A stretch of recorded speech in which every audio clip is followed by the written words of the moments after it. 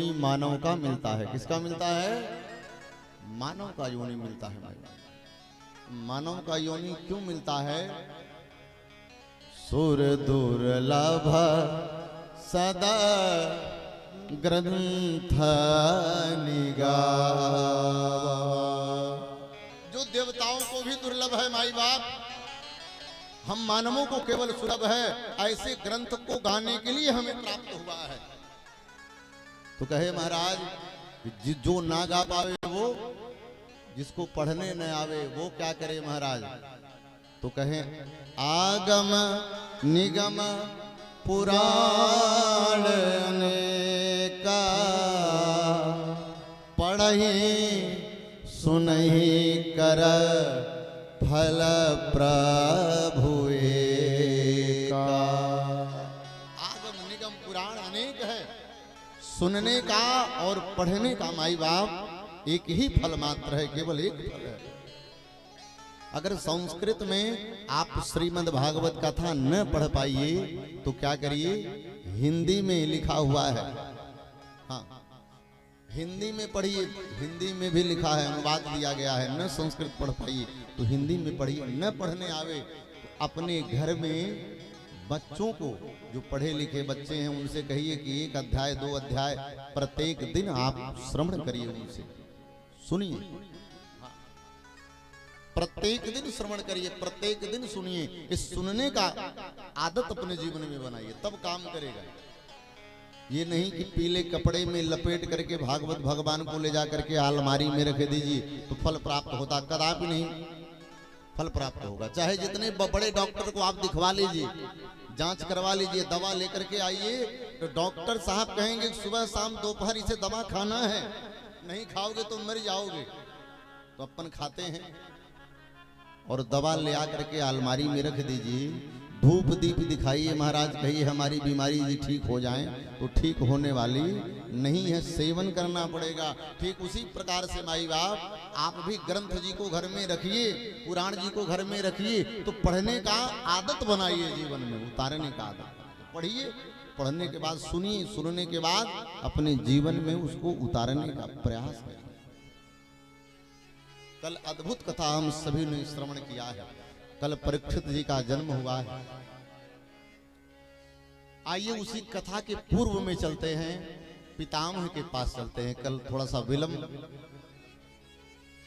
हो गया था इसलिए कथा पूर्ण हो नहीं पाई। उसी के पहले चैप्टर में चलते हैं, पितामह के पास। भगवान जब विजयश्री की प्रथम दिवस से 2 दिवस 3 दिवस बीत गए तो भगवान पांडवों को रात भर समझाए। माई बाप जब कोई व्यक्ति आपके पास हो न, तब उसे हम नहीं समझ पाते हैं, लेकिन जिस दिन हम खो देते हैं न, खूब समझ में आता है, यार हमने बहुत बड़ी गलती करी है। मेरे पास में रहते थे, मेरे साथ में रहते थे, लेकिन हमने अनावश्यक बातों में जीवन व्यतीत कर दी है, मैं तो समझ ही नहीं पाया। जीव तब पछताता है जब दूर हो जाता है, जब पास में रहता है तो कोई नहीं जान पाता। कन्हैया सदा सर्वदा जो है ना पास में रहते थे पांडवों को, और जब पांडवों को भगवान रात भर समझाएं, वो प्रातः काल नेत्र बंद करके उनके हृदय में झांके न, तो एक भी बात पल्ले नहीं पड़ी। क्यों? क्योंकि पांडव मानते थे कि कन्हैया मेरे बड़े भाई हैं, और युधिष्ठिर जी छोटा भाई मानते थे, कोई उसमें बड़ा भाई मानता था। बुआ के लड़के थे तो ये संबंध वो संबंध समझ में नहीं आया, तो भगवान कहें इन्हें हमारी बातें समझ में नहीं आई, एक काम करते हैं, इन्हें लेकर के पितामह के पास पहुंचते हैं। पितामह के पास पहुंचे, उस समय सूर्य नारायण भगवान उत्तरायण हो गए थे। जब हम मानवों का 1 वर्ष व्यतीत होता है ना, तो देवताओं का 1 दिन होता है, 1 दिन और रात्रि होती है। जब सूर्य उत्तरायण होते हैं तो देवताओं का दिन चलता है, और जब सूर्य दक्षिणायन हो जाते हैं तो देवताओं का वही रात्रि हो जाती है। तो जब दक्षिणायन चले जाते हैं तो हम लोग कोई शुभ कार्य वैसा करते नहीं है, रुक जाता है, कई काम रुक जाता है। और दक्षिणायन में शास्त्रों में वर्णन है कि दक्षिणायन में यदि मृत्यु हो जावे ना तो भगवान की कृपा रहेगी तभी सदगति होगा, लेकिन उत्तरायण में जो जीव मर जाता है उसका कल्याण हो जाता है, क्योंकि भगवान के दरवाजे खुले रहते हैं। रात्रि में आप सोते हैं तो खिड़की दरवाजा बंद कर लेते हैं ना, और दिन में सोइए चाहे जगिए लेकिन दरवाजे खुले रहते हैं। सूर्य नारायण भगवान उत्तरायण हो गए। पितामह 54 दिनों से बाण की सैया पर लेटे हुए। मेरे प्रभु योगेश्वर योगीनाथ प्रभु जो योगियों के हृदय में गमन करते हैं, भ्रमण करते हैं, वह सारे अपने प्रिय पांडवों को लेकर के पितामह के पास पहुंच गए हैं। पितामह इंतजार कर रहे थे और सामने बाण की सैया पर लेटे हुए हैं। हाँ, प्रभु आए हैं, प्रभु ने नमन किया है तो प्रभु को पितामह ने प्रणाम किया है और गोविंद ने पितामह को प्रणाम किया है। जीवन में माई बाप एक बात अवश्य ध्यान करिए, ध्यान दीजिएगा, भगवान भगवान थे और ये सारे लोग जानते थे भगवान थे। राम के रूप में राम जी ने अपने भगवत्ता को छुपाई है, लेकिन कन्हैया ने हर जगह अपने भगवत्ता को बताई है। मैं ही भगवान हूं, मुझसे प्रेम करो। हाँ, मैं ही सब कुछ हूं, मैं ही सब हूं। ले करके क्या किए न, पहुंच गए। कहां पर पहुंचे? ले दे करके पहुंच गए पितामह के पास। पितामह ने कहा कहिए कैसे आना हुआ? केशव, अब तो आप प्रसन्न हैं न? सत्य की जो जीत कराई है आपने, अब तो आप प्रसन्न होंगे।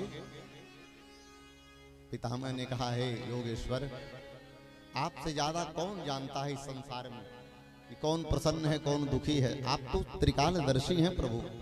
हाँ, मेरे लिए आदेश बताइए, मैं क्या करूं? बोले आपके ये प्रिय प्रपौत्र इस समय राजा बन चुके हैं, इन्हें कुछ उपदेश करिए।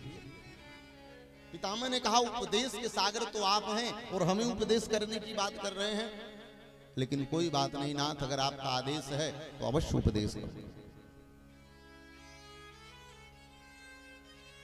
पितामह अपने पांडवों को उपदेश करते हैं, दर्शन करिएगा। पितामह ने कहा अब हे पार्थ, हे धर्मराज युधिष्ठिर, अपने प्रजाओं को अपने पुत्र के समान प्रेम करना। दो तरह से प्रेम न करिएगा, अपने परिवार की तरह प्रेम करिएगा। एक तरह से प्रेम करिएगा, एक तरह से स्नेह करिएगा।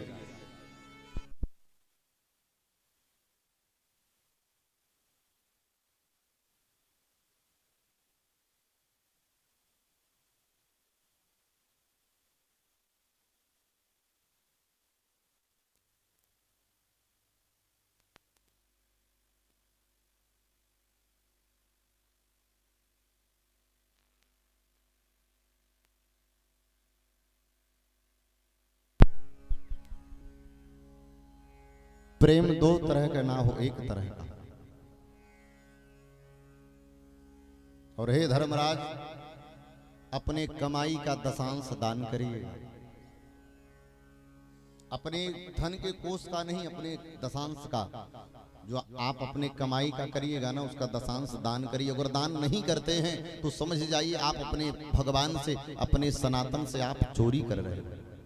हर एक जीव वह चोर है जो भगवान को दशांश समर्पित नहीं करता है, जो दान नहीं करता है। वह जीव जो जिंदा है और रह रहा है इस भारत में, इस विश्व में रह रहा है, अगर वह दशांश दान नहीं करता अपने कमाई का, तो भगवान के और अपने धर्म के प्रति वह चोर है, वह चोरी करता है और उसे चोरी करने का सजा भगवान अवश्य देंगे। हाँ, वह चोरी करता है। तो हे राजन, आप अपने कमाई का दशांश दान करिएगा। और देखिए, अपने प्रजा का रक्षा करते हुए अगर शरण में शत्रु भी आ जाए ना, तो शत्रु, शरण में आए हुए शत्रु को आप क्षमा कर दीजिएगा, कभी मारिएगा नहीं। ये सारी बातें सुन रहे थे और कहे हे राजन, पाप कर्म कदापि न करिएगा। और पाप कर्म करते हुए अगर देखिएगा ना तो वो महापाप होता है।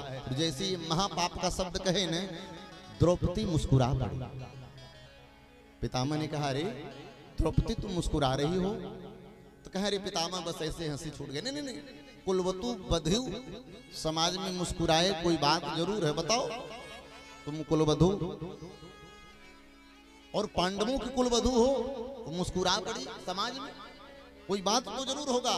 द्रौपदी आज अपने मन में मलाल ना रखो, जो भी है वह अपने मन से प्रकट कर दो। द्रौपदी कही पितामह मैं कहना तो नहीं चाहती थी, लेकिन पितामह बताइए उस समय महापाप आपने क्यों किया, जिस समय एक अबला नारी आपके सामने अपने लाज की भीख मांग रही थी। अरे आपके तो बाण में और आपके धनुष में वो सामर्थ्य था पितामह, आप एक ही बाण से पूरे विश्व प्रपंच को समाप्त कर देने में सामर्थ्यवान हैं। और आपके सामने एक नारी दिवस हो करके, अरे आप भी किसी नारी के पुत्र हैं। मैं उस तमाम नारियों के लाज की रक्षा करने के लिए मैं आपसे भीख मांगने के लिए गई पितामह, लेकिन आपने मुख मोड़ लिया। यह महापाप आपने क्यों किया पितामह, क्यों किया? पितामह स्तब्ध हो गए, चुप हो गए, उनके पास कोई शब्द नहीं था। पितामह ने कहा, देवी मैं अपने जीवन का, उसी जीवन का मैं अपने अनुभव बता रहा हूं। अनुभव व्यक्ति कौन बताता है? जिसने अपने जीवन के कई बसंत ऋतु समाप्त कर दिया हो, वही अनुभव बताएगा। जो कई जीवन पर्यंत समाप्त कर दिया है, वही अनुभव बताता है अपने जीवन का। बोले देवी वही मैं अनुभव बता रहा हूं। 101 जन्म मुझे ज्ञात है, मैंने कोई ऐसा पाप कर्म नहीं किया था कि जो आज 54 दिनों से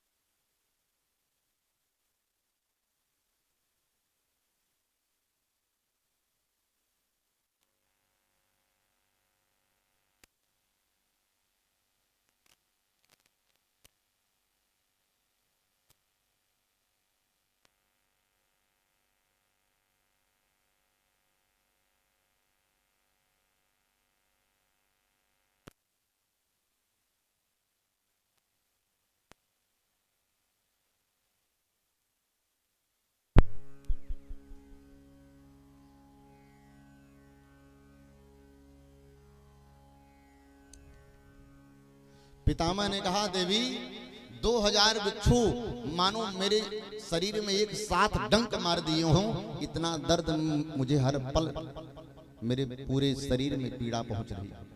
हाँ देवी, मैंने दुर्योधन का दूषित अन्न खा लिया था, इसलिए मेरी मति मारी गई थी। जीवन में विचार करिए माई बाप, सबके घर भोजन न करिए, सबके घर भोजन न किया जाए, कदापि नहीं। किसके घर भोजन करिए? जो साधु हृदय वाला हो, जिसका प्रेम भगवान के चरणों में हो, जो धर्म में प्रेम रखता हो, जो धर्म में रति हो, उसी के घर भोजन किया जाए। ना सबके घर जल जलपान किया जाए और ना ही सबके घर भोजन किया जाए। एक अविरल महात्मा है, हम लोग बलिया में कथा गाने जाते हैं, हरिहरानंद स्वामी जी महाराज।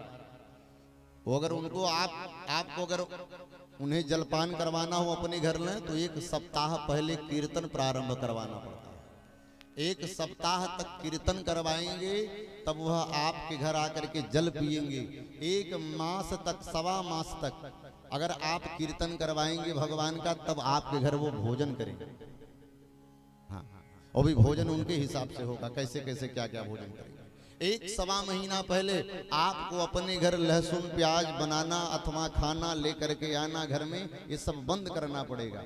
1.25 महीना के बाद यदि आपने ऐसा किया है, तब आपके घर महात्मा आकर के भोजन करते हैं। हम लोग कई बार महाराज जी का दर्शन किए, अद्भुत महात्मा है।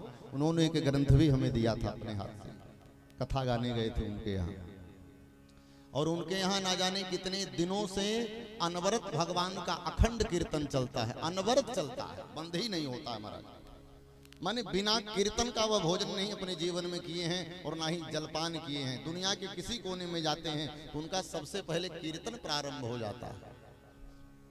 हाँ, आज भी बलिया में विराजमान हैं और उनके एक शिष्य महाराज हैं, चाहे ठंडी पड़े चाहे गर्मी पड़े, इतना ही केवल पहनते हैं। घुटने के ऊपर कमर के नीचे ही वस्त्र धारण करते हैं और ऊपर नीचे कुछ पहनते नहीं है, केवल उतना ही पहनते हैं, कितना भी ठंडक पड़े। और उनका संति ठंडक में महाराज जी अपने एक स्वाल ओढ़ लेते हैं, एक अपना ओढ़ते हैं, एक जो उनके सेवक 24 घंटा रहते हैं उनके लिए भी वो अपने ओढ़ करके रखते हैं और वो ऐसे खड़े रहते हैं दरवाजे। हमने देखा, अद्भुत भगवान की भक्ति है वो।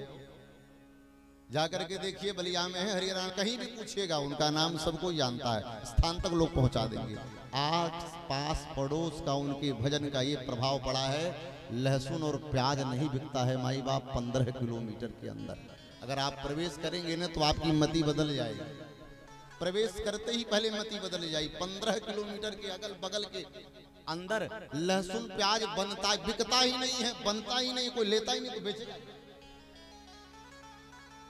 मैंने टहल करके अपने नेत्रों से देखा, हमें विश्वास नहीं भया। हम खूब कथा गाए महाराज, जल्दी महाराज जी का दर्शन नहीं होता रहे, घंटों तक हम लोग सत्संग करते रहे। अद्भुत महात्मा है। अरे प्रेम तो भगवान से करिए। खान पान जो है ना वो बहुत मायने रखता है। खान पान हमारा कैसा हो। पितामह ने कहा देवी मैं दूषित अन्न ग्रहण कर लिया था। किसका? बोले दुर्योधन का, इसलिए मेरी मति मारी गई थी।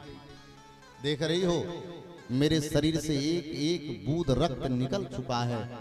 मैं पवित्र हो चुका हूं देवी, मैं पवित्र हो चुका हूं। हाँ, पांडवों को उपदेश किए हैं। उसके बाद कन्हैया को सामने बुलाए हैं, कहें प्रभु अब चली चला का समय है, अब चलना है। प्रभु अब हमें आदेश दें, हमको चलना है। और चलते चलते एक भार है, मैं उतारना चाहता हूं प्रभु, उतारना चाहता हूं। कन्हैया ने कहा क्या चाहते हैं? बोले प्रभु मेरी एक बेटी है, उस बेटी का मैं विवाह करना चाहता हूं। पांडवों ने कहा अरे बाबा ने अखंड ब्रह्मचारी का ये व्रत धारण कर लिया था, तो बेटी कहां से जन्म ले लिया? हो सकता है गोद ले लिए हो, ये भी हो सकता है ना। बड़ा सुंदर श्लोक है, दर्शन करिए। इतिमति रूप कल्पिता वितृष्णा भगवती शाश्वत पुंगवे विभुम। इतिमति रूप कल्पिता इतिमति रूप कल्पिता इतिमति रूप कल्पिता वितृष्णा भगवती शाश्वत पुंगवे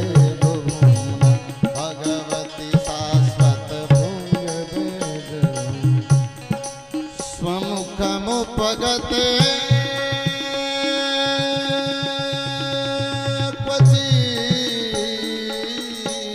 क्वचिदुहरति। दर्शन करिए, अद्भुत 11 श्लोकों से भगवान ने पुष्पाग्र छंदों से स्तुति भगवान की है। प्रभु मेरे हाथ आपको पुष्प समर्पित नहीं कर सकते हैं, क्योंकि नीचे से बाण लगे हुए हैं, ऊपर से बाण लगे हुए हैं, इसलिए उन्होंने पुष्पांजलि समर्पित कर रहे हैं पुष्पाग्र छंद से। स्वमुपगते क्वचिदहंतो प्रकृतिमोपयो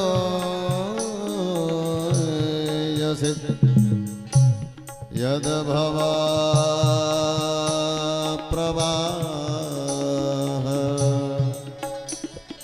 इतिमति रूप कल्पिता वितृष्णा इतिमति रूप कल्पिता वितृष्णा भगवती शाश्वत पुंगवे विभुम। भगवती शाश्वत पुंगवे विभुम इतिमति रूप कल्पिता।